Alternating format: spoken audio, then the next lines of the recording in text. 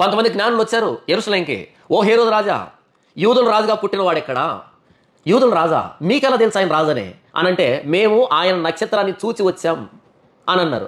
అంటే నక్షత్రం జ్ఞానులు తీసుకుని వచ్చింది యెరూషలేంకి.